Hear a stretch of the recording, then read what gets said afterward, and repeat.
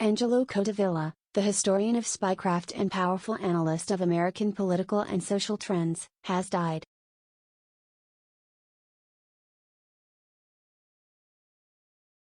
It is difficult for many commentators to see beyond the current news cycle. But Codevilla, because he could see America as it is presently, could also see into the future.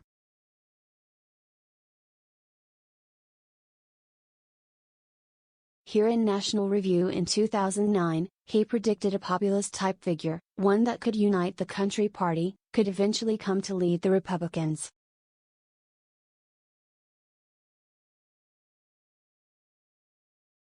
While others were just barely grasping the effect of partisan polarization, Codevilla understood the actual social fault lines that would make for the political earthquake of Donald Trump, and which is ongoing.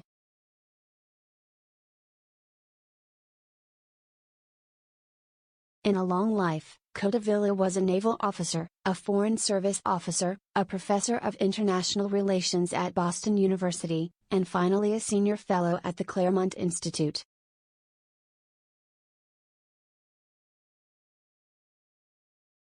Very recently, I liked his review of Julian Jackson's mammoth biography of Charles de Gaulle.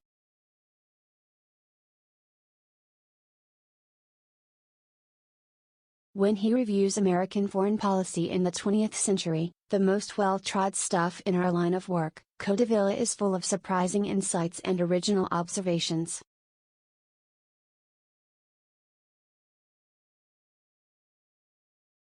He caught my attention nearly 20 years ago when he saw, almost before anyone else, that the Bush administration was not fighting its war on terror with a clear idea of victory in mind.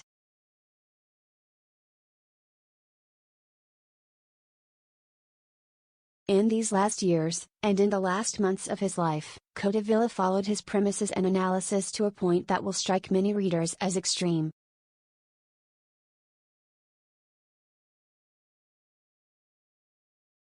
He came to view America as captive of an oligarchic ruling class, a regime that intended to harm much of the country that in fact justified its rule because it believed harming the American people was a self-evidently virtuous project.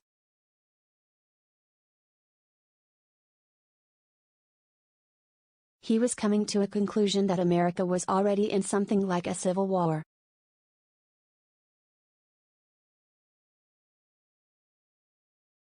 I think whether Codevilla was right about this is going to preoccupy and haunt the American right for a few years to come.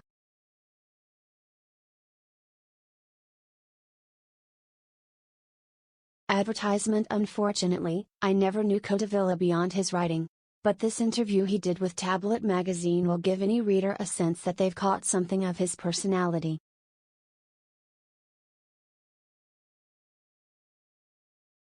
I hope others who knew him personally will share their memories of him in this space.